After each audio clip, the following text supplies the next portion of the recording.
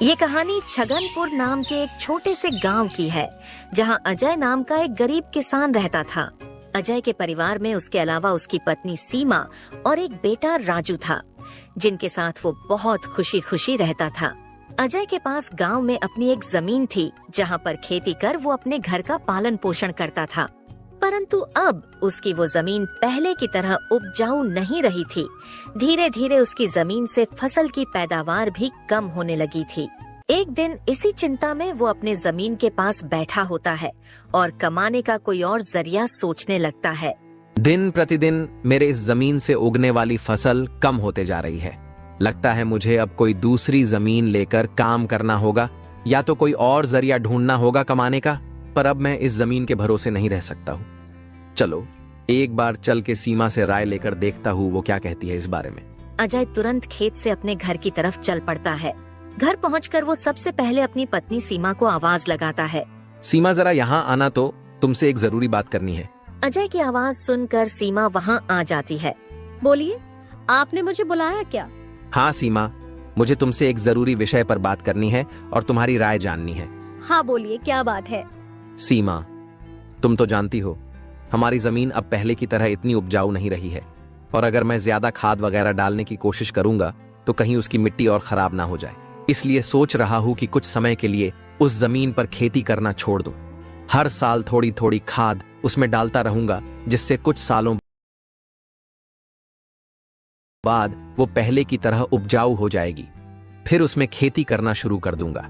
हाँ, ये ठीक रहेगा।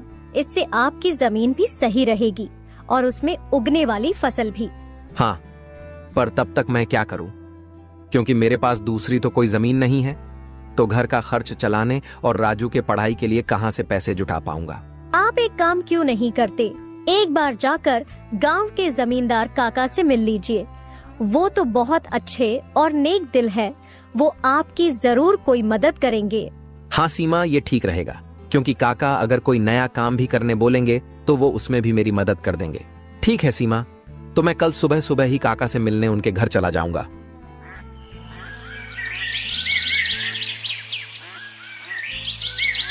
अगली सुबह अजय जमींदार से मिलने उसके घर के लिए चल पड़ता है। जमींदार के घर के बाहर पहुंचकर वो जमींदार को आवाज लगाता काका, है। क्या आप घर पर हो? अजय की आवाज सुनकर जमींदार बाहर आता है। अरे आओ अजय बेटा, बोलो क्या हुआ, कुछ काम था क्या? हाँ काका, आपकी एक मदद चाहिए थी।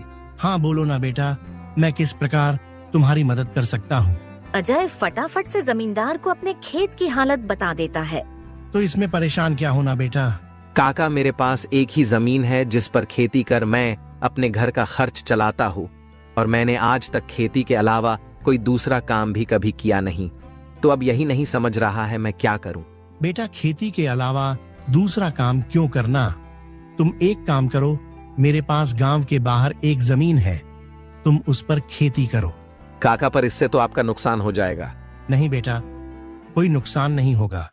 इसी बहाने तुम मेरी जमीन की देख रेख भी करोगे, क्योंकि अब तो मेरी उम्र भी हो गई है और मेरा बेटा भी शहर में रहता है, तो इससे तुम्हारा भी भला हो जाएगा और मेरी भी थोड़ी जिम्मेदारी कम रहेगी। ठीक है काका, अगर ऐसी बात है तो मैं कल से ही उस खेत पर काम करने चला जाऊंगा। अजय जमींदार को धन्यवाद कहकर वहाँ से अपने घर के लिए निकल जाता है। अजय अपने घर पहुंचकर सीमा को सारी बात बता देता है।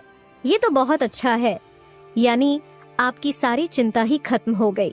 हाँ सीमा, अब मैं काका के खेत पर बहुत मेहनत करूंगा और कोशिश करूंगा कि एक दो और खेत खरीद लूं, क्योंकि भविष्य में ऐसी समस्या आए तो उसके लिए हम तैयार रहे।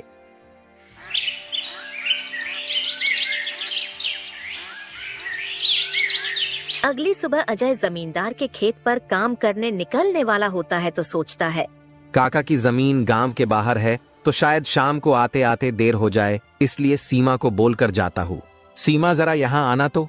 अजय को बुलाता सुन सीमा वहाँ आती है। बोलिए, आपने बुलाया मुझे?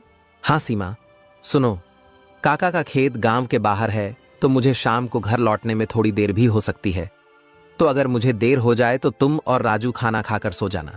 ठीक है, पर अपना ध्यान रखना। और हाँ, 1 मिनट रुकना, मैं आपके खाने का डिब्बा लेकर आती हूँ, वो लेकर ही जाना। फिर क्या था, अजय अपना खाने का डिब्बा लेकर गांव के बाहर वाली जमीन पर काम करने चल पड़ता है। चलते चलते कुछ समय बाद वो गांव के बाहर वाली जमीन पर पहुंच जाता है।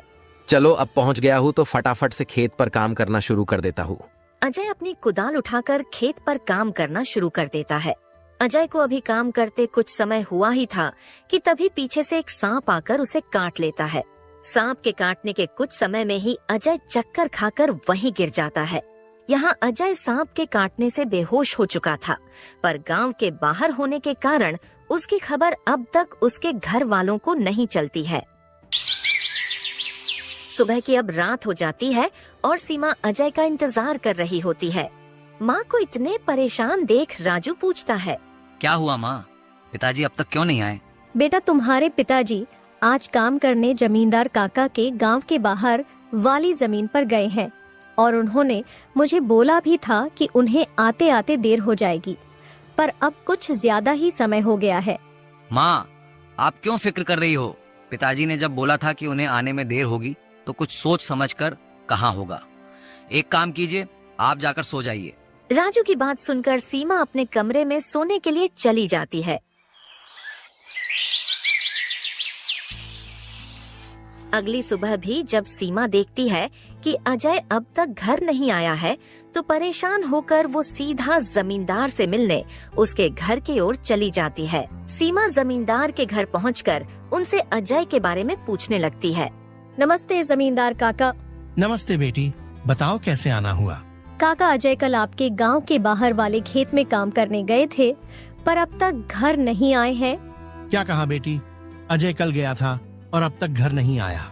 हाँ काका, उन्होंने मुझे कहा था कि खेत गांव के बाहर है तो आते आते रात हो जाएगी, पर अब तो रात की सुबह हो गई, पर वो अब तक नहीं आए हैं।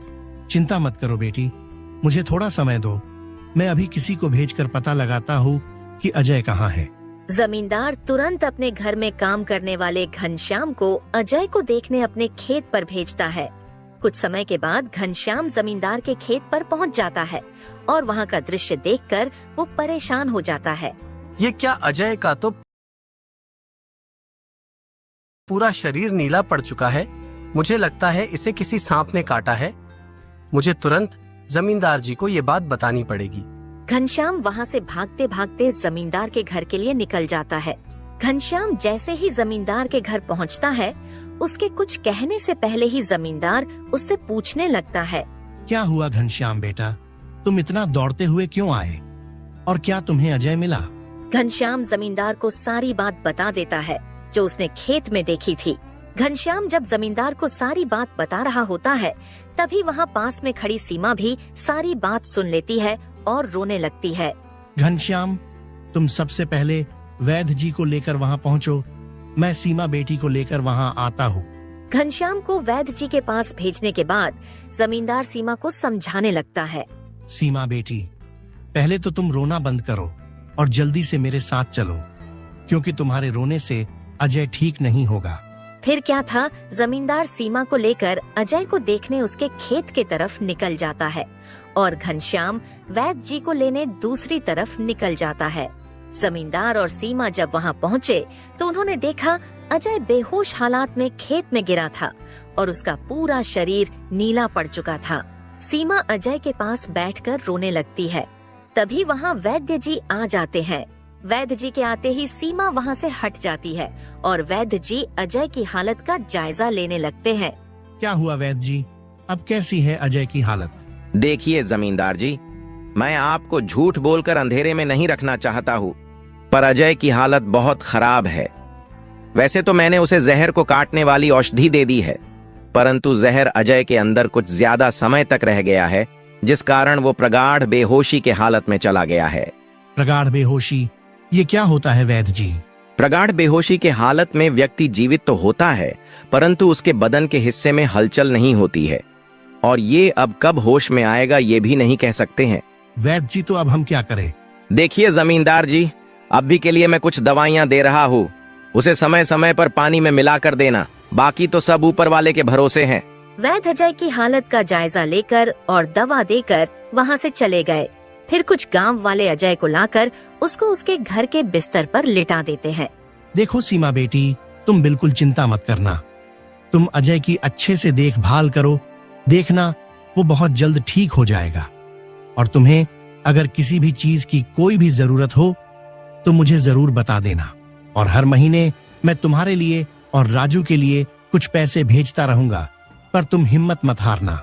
आपका बहुत बहुत धन्यवाद काका, आप हम लोगों की बहुत मदद कर रहे हो। जमींदार फिर वहाँ से सीमा को दिलासा देकर चले जाते हैं। जमींदार के जाने के बाद वहाँ राजू आ जाता है और अपने पिता की हालत देखकर सीमा से उसका कारण पूछने लगता है। माँ, ये पिताजी को क्या हुआ है? बेटा, तुम्हारे पिताजी को कल खेत में सांप ने काट लिया है, जिस कारण वो बेहोश हो गए हैं। माँ, तो पिताजी होश में कब आएंगे? बेटा, वैद्य जी ने कुछ दवाइयाँ दी है और उन्हें समय समय पर पिलाने कहा है। उन्होंने बोला कि उन दवाइयों से वो बहुत जल्द ठीक हो जाएंगे। पर माँ, पिताजी की ऐसी हालत है तो अब हमारे घर का खर्च कैसे चलेगा? बेटा, तुम उसकी चिंता मत करो, मैं हूँ ना, मैं सब संभाल लूंगी। नहीं माँ, आप क्या क्या करोगी? आप पिताजी का ध्यान रखोगी, आप घर संभालोगी कि घर का खर्च देखोगी? माँ, आप बस पिताजी का और घर का ध्यान रखो, मैं अब खेत पर काम करके घर का खर्च चलाऊंगा। राजू की ऐसी बातें सुन सीमा भावुक हो जाती है। नहीं बेटा, तुमको काम करने की कोई जरूरत नहीं है, मैं सब संभाल लूंगी। तुम बस अपने पढ़ाई का ध्यान रखो।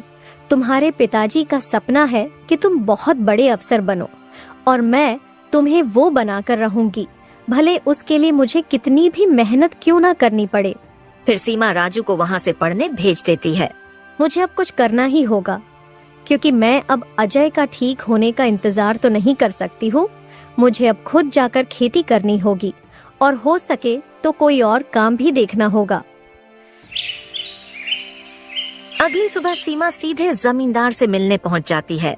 नमस्ते जमींदार काका। नमस्ते बेटी, बताओ कैसे आना हुआ, और अजय की तबीयत अब कैसी है? काका, अजय की तबीयत फिलहाल तो वैसी ही है, और मुझे आपकी एक मदद चाहिए थी, इसीलिए मैं आपसे मिलने चली आई। हाँ, बोलो ना बेटी, मैं तुम्हारी किस प्रकार मदद कर सकता हूँ? काका, मैं चाहती हूँ कि जो जमीन आपने अजय को दी थी काम करने के लिए, आप मुझे उस पर काम करने की इजाजत दे दी, ताकि मैं उस पर काम करके अपने घर का खर्च और राजू की पढ़ाई करा सकूं। बेटी, पर तुम्हें वहाँ काम करने की कोई जरूरत नहीं है, मैं हूँ ना। मैं तुम्हारे घर के लिए जो भी खर्च लगेगा हर महीने भेज दिया करूँगा। नहीं काका, आपने अब तक हमारी बहुत मदद की है। अब आप बस मुझे आपके खेत में काम करने की इजाजत दे दीजिए। मैं अब खुद काम करके अपना घर चलाऊंगी और अपने बेटे को बड़ा अफसर बनाऊंगी। जमींदार सीमा को बहुत समझाने की कोशिश करता है, पर सीमा जमींदार की बात मानने तैयार नहीं थी। आखिर में सीमा की बातें सुनने के बाद जमींदार सोचने लगता है। मुझे लगता है सीमा मेरी बात नहीं मानेगी, पर अगर वो काम करने इतने दूर जाएगी तो वो अजय का ध्यान नहीं रख पाएगी। एक काम करता हूँ, मैं सीमा को मेरी गांव के अंदर वाली जमीन पर काम करने के लिए कह देता हूँ, ताकि वो खेतों पर काम भी कर सके और अपने घर का ध्यान भी रख सके। ठीक है सीमा बेटी, मैं तुम्हें अपने खेत पर काम करने की इजाजत तो दे सकता हूँ, पर तुम्हें मेरी एक बात माननी होगी। हाँ काका, बोलिए ना। बेटी, तुम्हें मेरे गांव के बाहर वाले खेत पर काम करने की कोई जरूरत नहीं है। मेरे पास तुम्हारे घर के नजदीक भी एक खेत है, तुम वहां काम कर सकती हो, ताकि तुम अपने घर का और अजय का दोनों को ख्याल रख पाओगी। काका, ये तो और भी अच्छा रहेगा, इससे तो मेरी बहुत मदद हो जाएगी। बेटी, पर एक छोटी सी समस्या है, वो खेत बाहर वाले खेत से थोड़ा छोटा है। हाँ तो कोई बात नहीं है काका, वो खेत मेरे घर से नजदीक है, वही बहुत बड़ी बात है। मैं खेत में काम करने के साथ साथ दूसरे के घर का काम भी करना शुरू कर दूंगी, ताकि उन पैसों से मैं राजू की पढ़ाई का खर्च निकाल सकूं। बेटी, पर तुम्हें इतना काम करने की क्या जरूरत है? काका, मुझे काम करना ही होगा। अजय का सपना था कि राजू पढ़ लिख कर बड़ा आदमी बने। अगर मैं मेहनत नहीं करूंगी तो उसका सपना अधूरा रह जाएगा। राजू की पढ़ाई के लिए और घर चलाने के लिए मुझे हर हाल में ये जिम्मेदारी उठानी पड़ेगी। जमींदार सीमा के संकल्प और साहस से भावुक हो जाते हैं। ठीक है बेटी, तुम्हारी मेहनत देखकर मुझे पूरा भरोसा है कि तुम जरूर सफल होगी। मैं तुम्हारी हर संभव मदद करूंगा। तुम कड़ी मेहनत करो, भगवान भी तुम्हारे साथ हैं। सीमा ने जमींदार के गांव के अंदर वाले खेत पर काम करना शुरू कर दिया। वह सुबह खेत पर काम करती और दोपहर के बाद गांव के घरों में सफाई और खाना बनाने जैसे छोटे मोटे काम करने जाती। धीरे धीरे सीमा की मेहनत रंग लाने लगी। खेत में अच्छी फसल हुई, जिससे उसका घर चलने लगा और जो पैसे वह दूसरों के घरों में काम करके कमाती थी, वह राजू की पढ़ाई में खर्च करने लगी। बेटा, मैं चाहती हूँ कि तुम मन लगाकर पढ़ाई करो। तुम्हारे पिताजी का सपना है कि तुम अफसर बनो। मैं तुम्हारे लिए हर मुश्किल को पार कर लूंगी। माँ, मैं कड़ी मेहनत करूंगा। एक दिन मैं पिताजी का सपना पूरा करके दिखाऊंगा। सीमा की मेहनत और त्याग से गांव के लोग भी प्रेरणा लेने लगे। उन्होंने देखा कि कैसे एक माँ अपने परिवार के लिए हर कठिनाई का सामना कर रही है। इसी बीच अजय की हालत धीरे धीरे सुधरने लगी। वैद्य जी की दवाओं और सीमा की देखभाल ने जहर का असर कम कर दिया। एक दिन अचानक अजय को होश आ गया। अजय को होश में आते देख सीमा बहुत खुश हो गई। अजय, तुम्हें होश आ गया। भगवान ने मेरी मेहनत और दुआएं सुन ली। सीमा, मैंने तुम्हें और राजू को बहुत परेशान किया। नहीं अजय, तुम हमारी ताकत हो। जब तक तुम ठीक हो रहे थे, मैंने हर जिम्मेदारी संभाली और देखो, अब सब कुछ ठीक हो रहा है। अजय धीरे धीरे पूरी तरह ठीक हो गया। उसने सीमा की मेहनत और त्याग देखकर प्रण लिया कि अब वह उसके साथ कंधे से कंधा मिलाकर परिवार को आगे बढ़ाएगा। राजू की पढ़ाई भी सफलतापूर्वक चलती रही और कुछ सालों बाद वह एक बड़ा अफसर बन गया।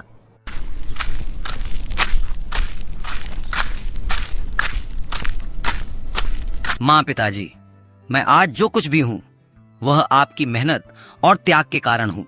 नहीं बेटा, ये सब तुम्हारी माँ का बलिदान है। उसने हमारे परिवार को बचाने के लिए हर मुश्किल का सामना किया। सीमा का त्याग और अजय का साथ, दोनों ने मिलकर एक नई मिसाल कायम की। गांव वाले अब भी उनकी इस कहानी को आने वाली पीढ़ियों को प्रेरणा के रूप में सुनाते हैं। इस तरह माँ का त्याग की यह कहानी हमें सिखाती है कि एक माँ का समर्पण किसी भी चुनौती को पार कर सकता है और परिवार को जोड़ कर रखता है।